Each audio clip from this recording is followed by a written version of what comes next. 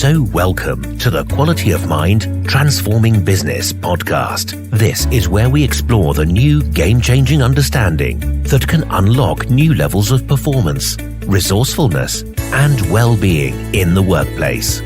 Join us if you want to be part of the new breed of leaders in business. Join us if you're fed up with the conventional echo chamber.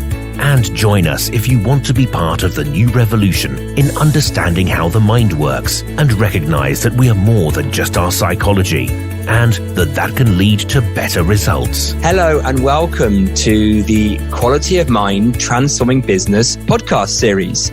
And today we have another episode and it's an interview.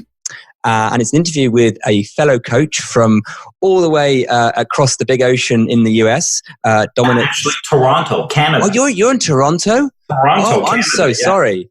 No worries. Well, you're still across an ocean, Dominic. I am still across an ocean, yes. You're America. in the north bit of it. Yep. Dominic Scaffidi, who's a coach, and he's going to introduce himself to us and tell us a little bit about his career background, how come he's got into coaching, and then I'm sure we're going to have a really interesting conversation about this wonderful understanding of the mind. So welcome, Dominic. Well, thank you. Thanks, Piers. It's a pleasure to be here on the show. Just by way of introduction, I've been a coach now so I'm an executive coach, and I've been doing this for the past 10 years, self-employed. And prior to that, I was in the corporate world and mostly in very large organizations. I started my career with Procter & Gamble, and my career began in sales, and then it moved into human resources after, I began to, you can sort of see the link, human resources is much closer to coaching than sales might be to coaching. So I just became more and more interested in people and getting results through people and the potential and all that. That's the kind of the thing that was more coaching. So human resources, then I was in, spent some time in telecom, the telecom world, a software company where I was director HR. And then the last corporate role I held was a vice president of human resources at a large national retailer in Canada, also Canada's largest private employer. So that was the corporate career. It's 20 years. And then from there, I came out to the corporate world and as an executive coach. Initially, when I came out before deciding to be a coach, I thought I'd be an HR consultant. But then, after a few months of that, I became very clear that the part I was really, really interested in was this idea of working with leaders and helping them to really bring out their own performance and potential. And so I'm a certified coach, credentialed through the International Coach Federation. I think that's probably it for background. Well, that's great. I mean, it's fascinating, isn't it? So you obviously had a very successful, high-achieving corporate career, and then something obviously tempted you or inspired you to sort of end that chapter of your life and come into help unlocking business executives. So I guess the question I'd ask you, given that we're talking all about the mind here, what is it that you now, sitting where you do in the role you do as an executive coach, what's the kind of value you're adding, and what's the magic that you're playing with now that means you don't want to go back and be a VP of HR, or even in an even bigger organization? So what is it that you're seeing now that makes your role so wonderful now? Well, what's exciting about this, not just the coaching work that there are a lot of coaches in the world, but more specifically kind of the way you and I approach it, with this idea of, starting with the mind and the way we look at it. There is something in the approach, and we call it different things. Sometimes we'll say, it's transformational coaching or whatever, but what does that even mean? But it is that we get to work with people, and the way I get to work with people is more further to the source of what is giving them or bringing the results and the outcomes in their lives, in their business.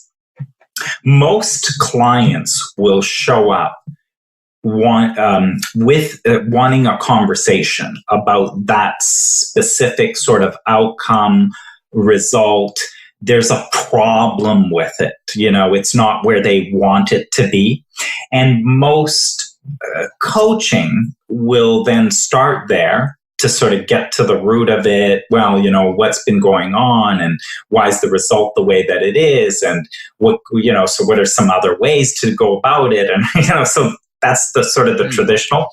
And then, kind of what you and I are doing and why this is so fascinating is we see these results and outcomes as the symptom and after effect of something far earlier. And so what I love about the coaching that I get to do today is because it goes back that far, it taps into the source or potential of where results and outcomes are coming from. And when you can work there, then, the impact of that with clients goes far beyond what they showed up for. They showed up with this one problem.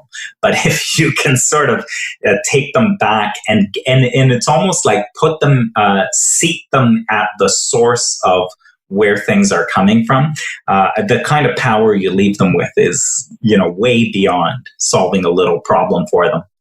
And that's, I can so relate to that. And that's the definition of transformative. It's beyond the initial thing that they come to you with. Now, if someone's listening to this and maybe they haven't listened to some of the other podcasts yet, and here you are talking and about going back to a source of potential, going back to the source of where this thing comes from. Now, say a little more about that, because what we're not talking about here is the source being you yourself. So just say a little bit more about when you mean the source, where this stuff's coming from and its potential. What do you mean by that?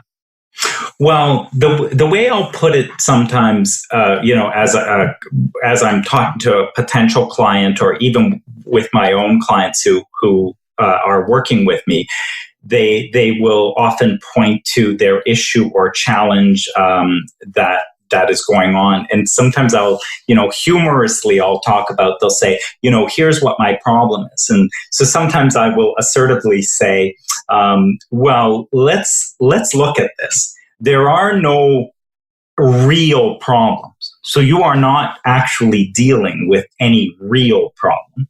And so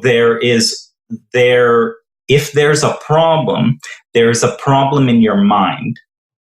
So this is the only place that this problem is existing. So it is a problem in your mind made of thought. And so that's all there is. There is something that is there, and it only exists in the mind, and it is made of thought, and that is what the problem is. And as mind changes and as thought changes, because it always does, it never stays the same. So then these issues or problems change and shift. And so this is kind of what's powerful. Whereas in most traditional coaching, what it will do is go after this problem, which really entrenches it further by the fact that you're having a conversation about it. That means there's more thinking about it, and it becomes more thick with thought in mind, right? And the more, now there's two of us talking about instead of one of us thinking about it. Now there's two of us talking about it, and we get, we talk about how long it's been going on and who else is involved and how long they've been involved and what the root of it is and the cause of it is. And so now we make it more and more, we give it more flesh, in other words, and create more reality around it. So what happens if someone's going, okay, fair enough, it's made of thought, it's not the outside world, it's mind, not thought. And then they're going, well, so what? I still got it. Well, what's the so what to that? Yeah. Well, so you do have it. And so what is it you want? And so what you want is something different. Mm-hmm. And and because that's the only reason they're working with you as a coach, right? So I have that. It's a problem. I don't want it. And what I want is something different. And so what's important is if you understand that what you've got is in your mind, it's made of thought. And if you want something different, it will also be in your mind made of thought. And so that understanding of that, in terms of the way that this will change, is not by you putting on and getting into all sorts of action and thinking around the thing that you've got that you do not want, and wrestling it to the ground and taking all kinds of action around it. And I have clients, for example, who if they talk about a team member, or they're working with an executive team that they're trying to influence, and they'll talk about things like, I'm not getting support for this project, or I can't get that person keeps blocking me when I'm trying to make progress on things. Well, that's a kind of a problem that, you don't have a person who is literally blocking or being a wall. What you've got is you have a perspective on something going on, which has created a block or a resistance to your ideas. But where that exists is in your thinking and in your approach. And so that's the part that's going to shift or change in order for something different to actually show up, a different result or outcome for you. And that's the interesting bit, isn't it? Because it can look to us. Let's take your example that you're doing some change in an organization, which is obviously very relevant nowadays. And it would look like there's a team, a department head, a person who is not on board with that and is blocking that, right? That's how it would look to you, right? Now, what we're saying, you could hear us going, so you're telling me that's mind, that's thought, and if I have different thoughts about that, they're going to be less resistant. But someone might go, well, hang on, I could have different thoughts about that, but why would that make a difference to their resistance? Now, how would you answer that one if someone asks? Well, this is interesting because it's the resistance. Resistance does not exist in another being outside of you. It arises within a relationship. A resistance arises in a relationship.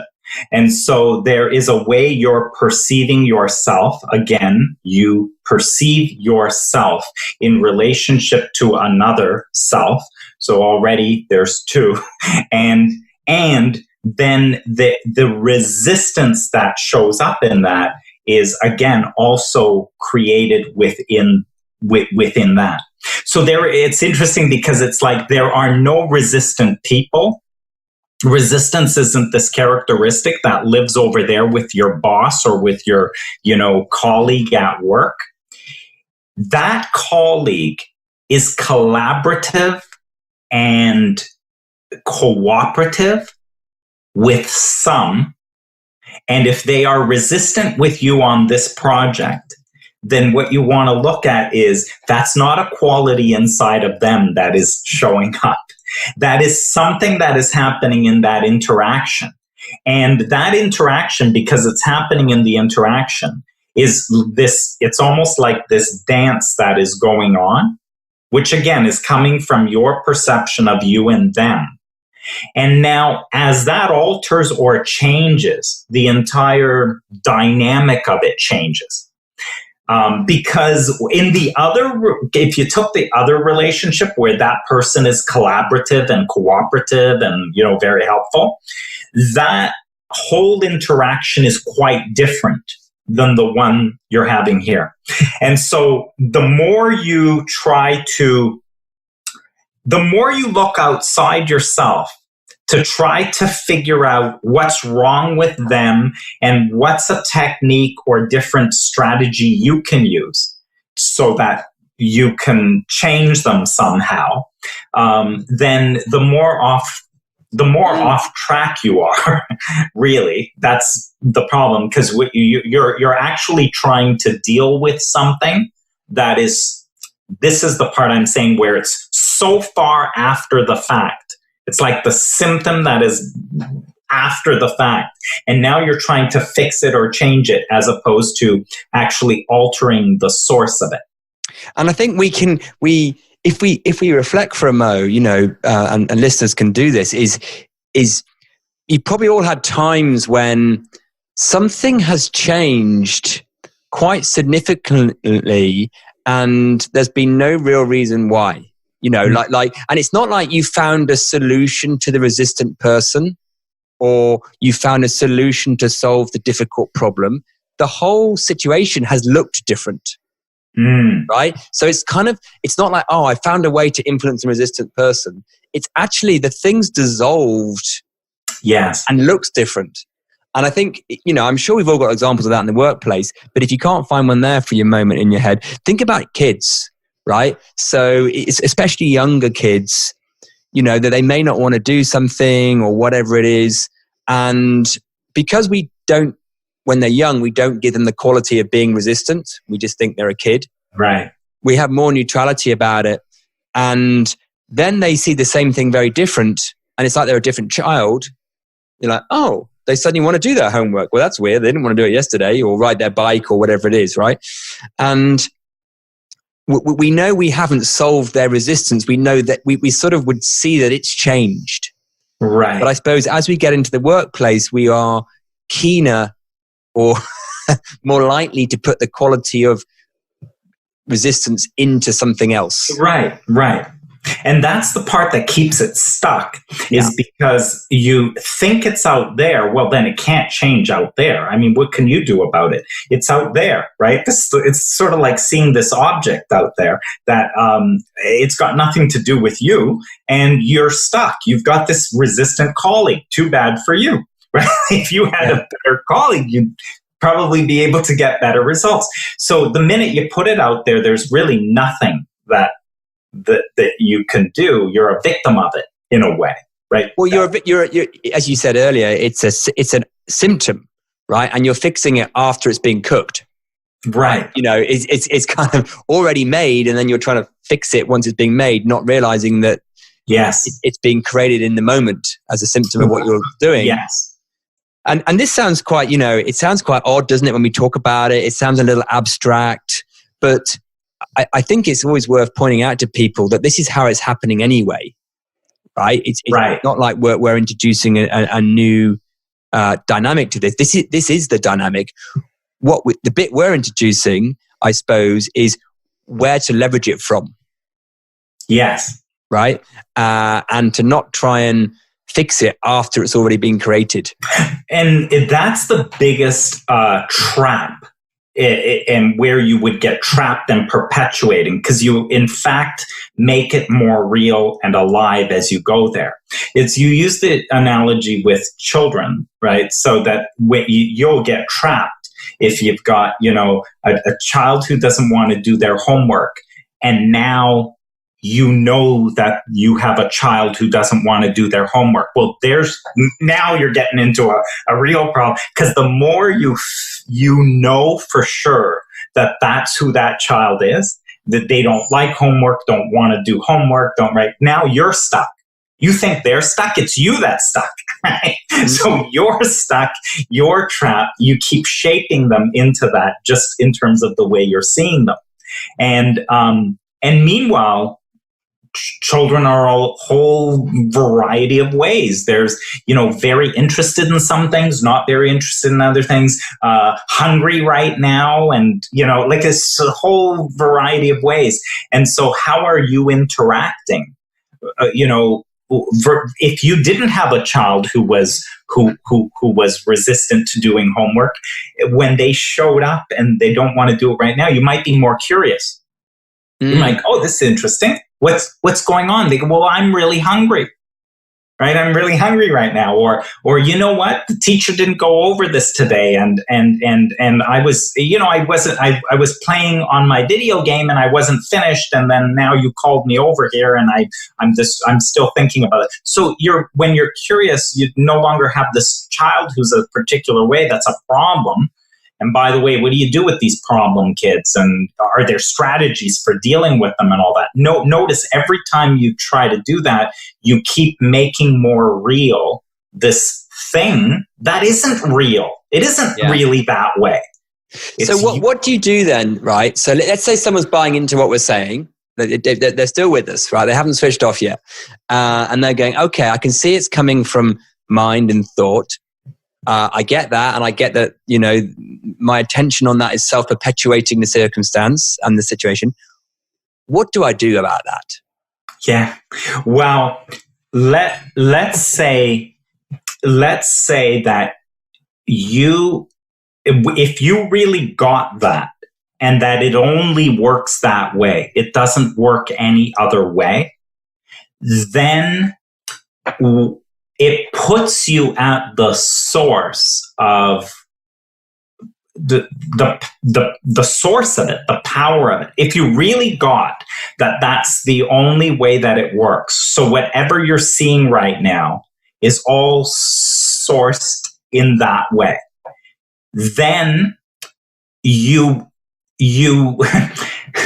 then what it would do is it would put you in touch with, is this way that it is, especially when I see it as a problem. If I really got that that's what I'm creating right now, in kind of the way that I'm looking, the way that I'm thinking, the way it exists in my mind right now, then I would also know that I can't think my way out of it from this same place. Mm-hmm. And so what I need is to, if you're going to do anything, it's more like, what will you quit doing? It's sort of like not about doing. It's more like, well, cut out what you're doing. There's a certain insistence. See, thought and anything in your mind by nature dissolves and dissipates. It's not real. It's not solid. So by nature, it does. It is, and again, if you kind of really looked at it, it doesn't hang around unless you insist on it. Yeah. So I think that's the catch, isn't it? Because we're all very happy with a dream dissolving in the morning when we wake up. Right. But no one has really an issue with that. And no one would come to you and say, look, I'm going to have a dream and I'm concerned it won't disappear throughout the day. But no one comes to us with that issue, right? And I think it's what you said earlier, that if you really see this, what we're talking about, you don't have to do anything, because that takes care of itself, because the thing's dissolved and a clarity of insightful action has come through. So if you really see this, you don't even ask the question, what do I do? Because the obviousness kicks in. Now, the bit you were just sort of also answering is, well, what happens if I kind of see that it's thought and the mind, but I haven't got an obviousness of action, or it hasn't dissolved yet? What do I do then? And I suppose then, I think what you're saying, but correct me if I'm wrong, is, well, you probably don't want to do anything, but you might want to stop doing things that are perpetuating the mirage. Yes, it is only your insistence on it which perpetuates it. And so if you're tuned into the feeling or knowing that this is unwanted, I'm not happy about it, it's not something that I like, and and it will only hang around out of perpetuation, like out of me insisting. So I keep holding thoughts and beliefs which would otherwise dissolve and dissipate. But you know what? What you get from clients generally is some argument at this point, because they'll start to say, no, but it isn't me. It isn't me and my thinking. I've actually talked to other colleagues, and this particular person actually is uncooperative. They are, and it's not just me. It's with everybody. They're known to be this way, right? So it's not my thinking, right? So you get those sorts of scenarios happening. Or, if we look at it more broadly, you say, yeah, my business is down, but this isn't me. It's not just me. You're telling me it's my thinking, but it isn't.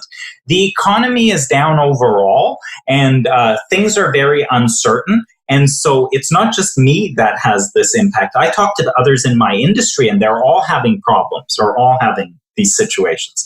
So what you're getting there is now this mass sort of common thinking and mindset that everyone's buying into. And, all you have to do when you look at that is just say, well, hang on a second, let's wonder about this. Is there any business in this economy that is thriving? And if there is a business somewhere thriving, if there is someone who, despite what's happening in the economy, is actually, growing their business, then it cannot possibly be true that the state of the economy is what's at the source of where your business is. So there must be something different that another person is perceiving, or another person is tuned into, or another way that they are holding these same conditions. So there must be something different that they're doing that they have different results than you do.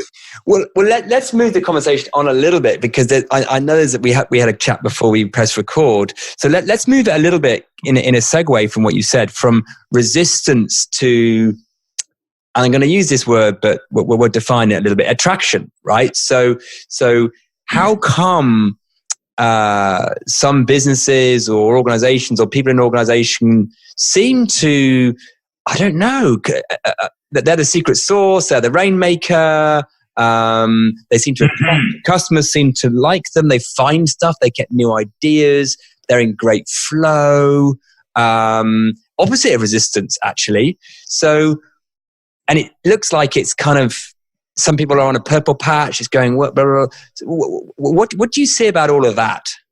Well, and that's often the case. You can even see it in individual performance within organizations. I used to be, in sales, and even in HR, I used to work with a lot of sales organizations. And you could see there where a mass of the sales force would, for instance, buy into that the economy's on a downturn and things are bad. And then you would get a few salespeople, right, who would be shining stars, right? Or the other thing that would happen was you'd have a particular account or client or segment, right, in sales, to say, well, that industry is terrible, or this particular customer is really bad, they're terrible. And then you would swap out salespeople. Yeah. And all of a sudden, they're getting results within that same account that was not happening before. And so what explains that? Because it's not like all of a sudden the business changed. The circumstances and conditions of the business didn't change. But what you did is you have a person moving in who is not perpetuating the thinking that was holding the business in line the old way. So they're just coming in fresh and new, or from some other account or field. So they don't bring the baggage and history, the insistence on certain thinking, that buyer is particularly tough, and that buyer, keeps asking for more discounts, and they don't want this and that, and they don't want to be collaborative. So the new person coming in doesn't have all that belief system spinning around that they're perpetuating into the relationship. Now, so you get different results. Is there a way then, because that makes sense, and I think everyone's experienced, well, fresh pair of eyes freshens it up. So let's say we don't want to have to keep changing out our people, right? Right. And instead, we would like the existing people to get that freshness, right? Because what we're pointing to here is, it's not like, well, after a year, you've got to change all your account executives or whatever it is. So what is really going on with the people who are not coming with the insistence? What's the difference from a mind perspective? Right. So there is more openness. Mm-hmm. So I'm more open to new thought, new way of seeing something, and which would be less insistent on my current thinking, which is really giving me results I do not want. So I am more open or allowing for my mind to change.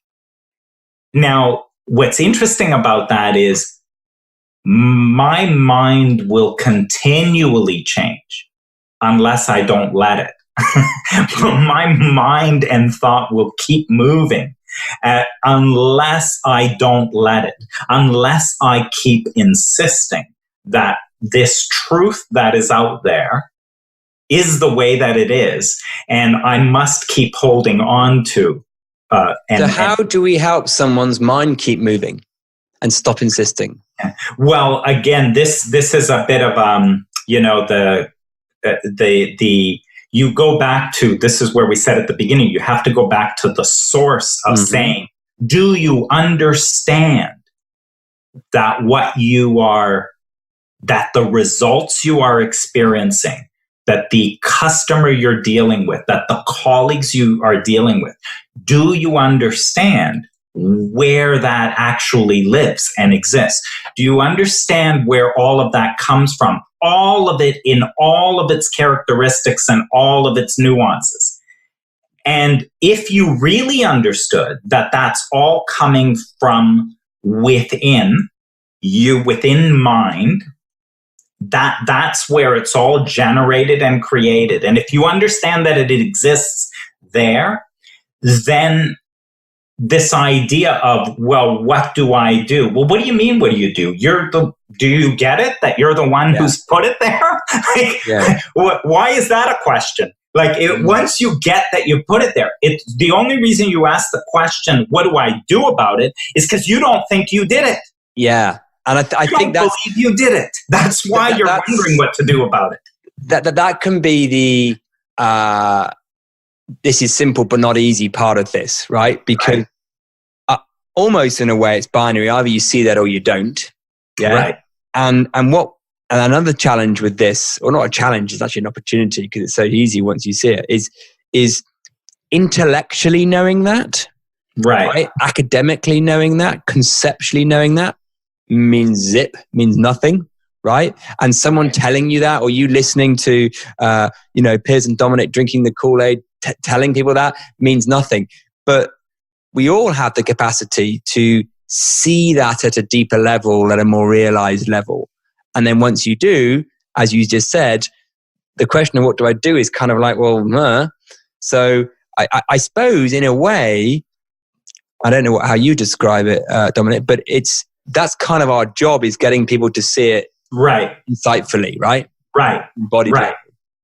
Yeah, and that's always the magic in coaching, is that once they see it, and I've had clients, that's always where the big breakthroughs and results come from. I've had clients who, I've worked with them because, there was this one example of, was a senior vice president of supply chain, and he was working in a smaller organization. He'd come from larger organizations, and he was clashing culturally because this smaller organization was more collaborative.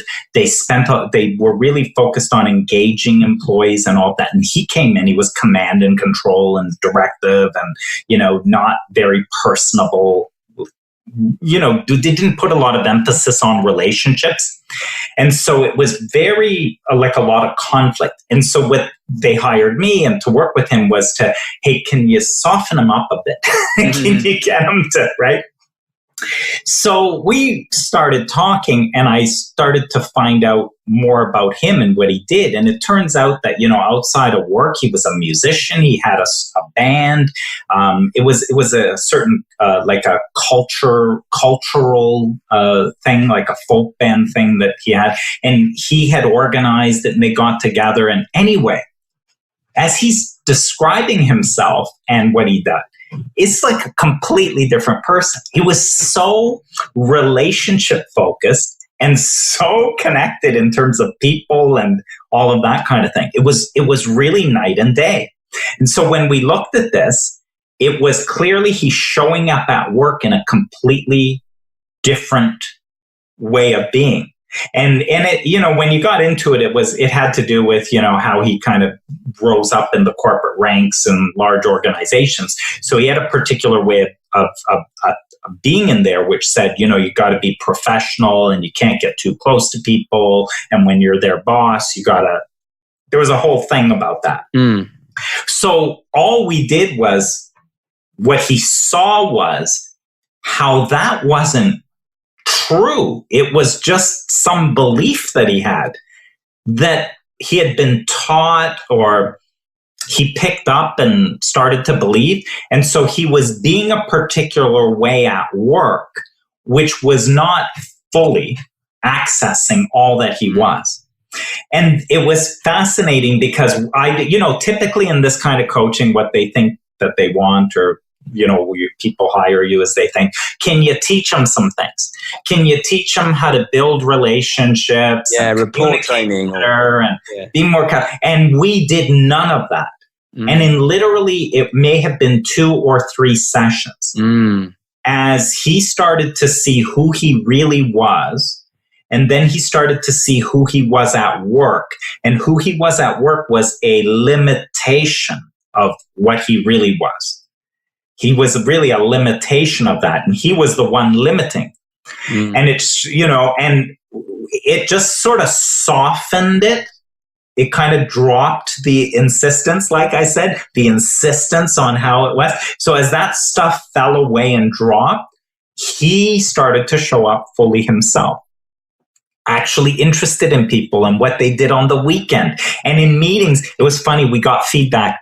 Later on, I kind of do these, meetings with the boss and the coachee. Like we meet to say, how are things going? And in the very first meeting, which may have been a month into it, the boss said, it's funny. They say, I'm getting all kinds of unsolicited comments from people. They're coming in saying, what's wrong with so-and-so, right? So because no one knows that we're doing coaching, right? So they said, no one knows we're doing coaching. And yet what we're getting is people coming in and asking, I don't know this, but he came into the meeting and he started asking us what we think. What's wrong with them? The behavior all changed, but we never spoke about that.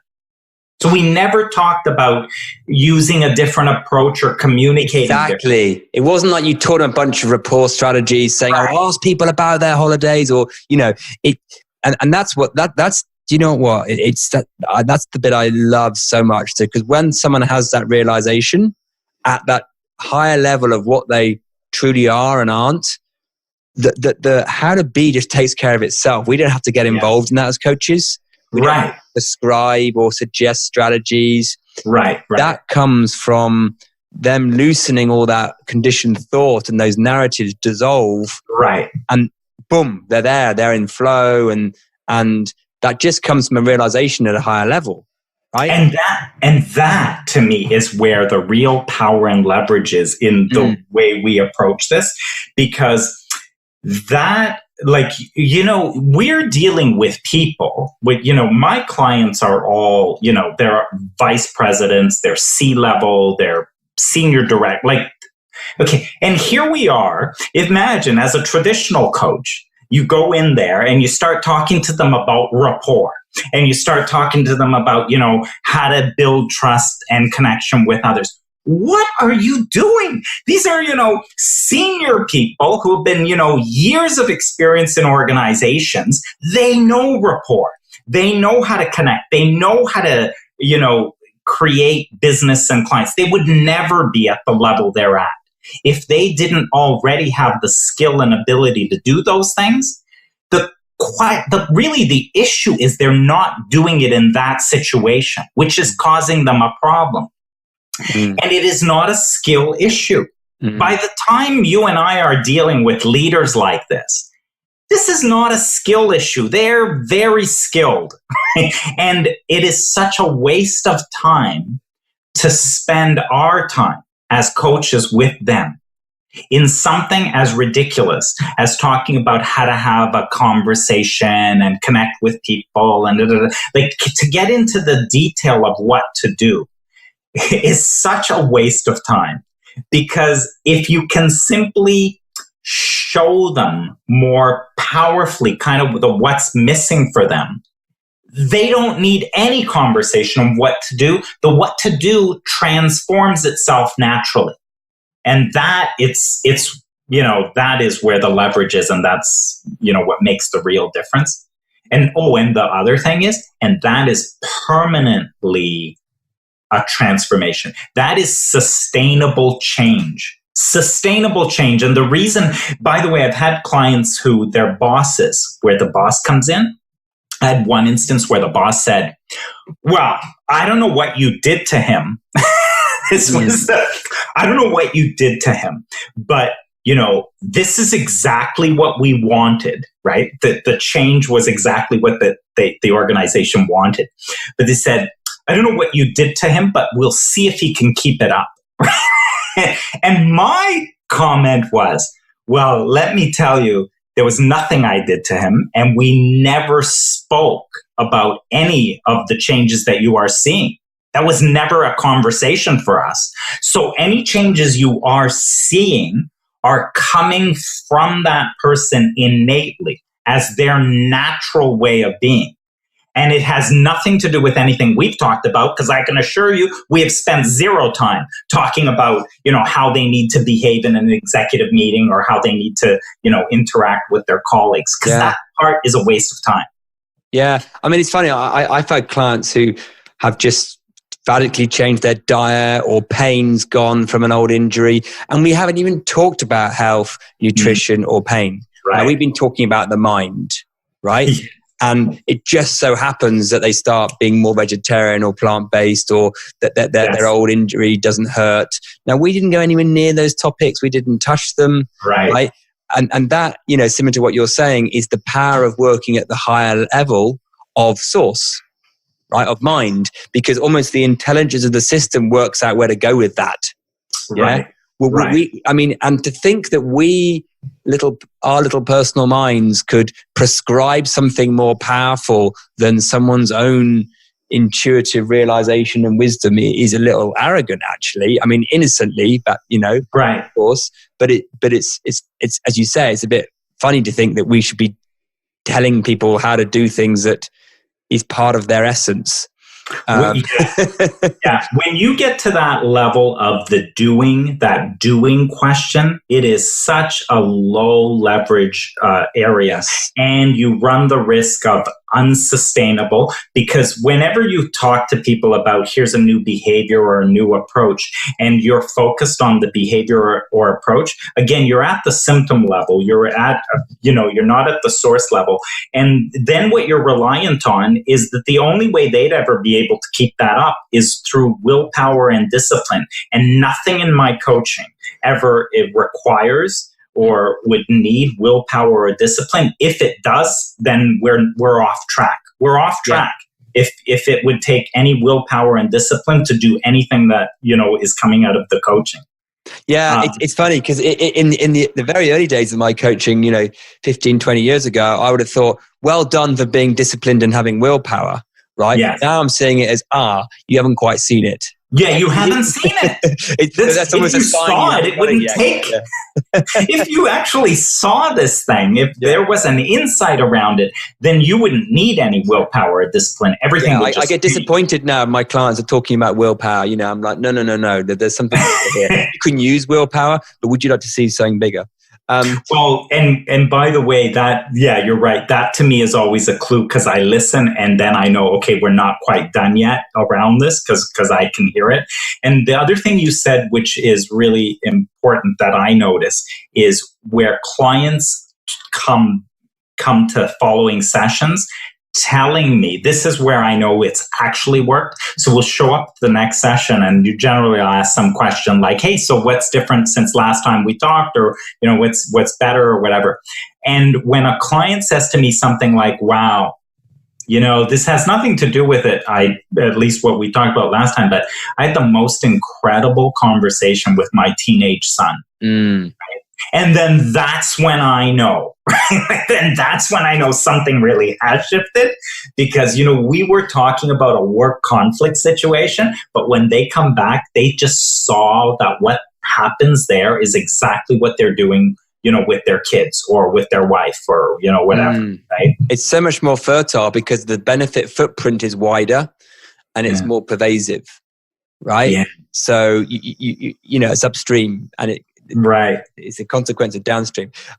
Dominic, we're coming towards the end of time, so I wonder if we could just, if there was something you could say now succinctly. Imagine you've got a couple of business people listening to this, and they've kind of been following us along, going, "Yeah, I sort of get it." If you could kind of nutshell it into 30 seconds or something for them to, what would you say? Just sort of, I know it's a tricky question I've asked you there, but what comes to your mind that would be like a powerful thing to leave them with? Yeah, I guess the thing, if you could get curious about anything you want, that's, that today it's one way and you want it to be different. Anything like that, it is to know that, or at least to get curious in the beginning around that this is something that is in mind made of thought, and that the change will happen as new thought comes. And so then that, if you could really sort of get interested or curious about that, I think that it leads to an openness to, well, what new thought could there be? Or how open could I be to new perspective here that I'm currently not open to? Because that's the only way that something will change ultimately. Yeah, no, I think nicely put. It's a curiosity and a wondering of, well, if I see that this is mind, what else could the mind do? And it doesn't have that limit on it. And if you start to see that, it kind of opens a little tiny door sometimes, doesn't it? So that's brilliant. So just to say a massive thank you for giving up your time to come on. We could have talked for hours, but we probably shouldn't. But I really appreciate it. You've got a wealth of experience in this, and I love your perspective. So I'll put some contact details for you in the show notes. If anyone wants to check you out, they can check out your website or whatever. But a big thank you for coming on, and it's been great. Great. Thanks, Piers. It's been a pleasure for me too. Thank you. Okay. Thanks, everyone. And have fun being curious. Until next time. If you enjoyed listening to this podcast, please reach out and leave us a review and a comment.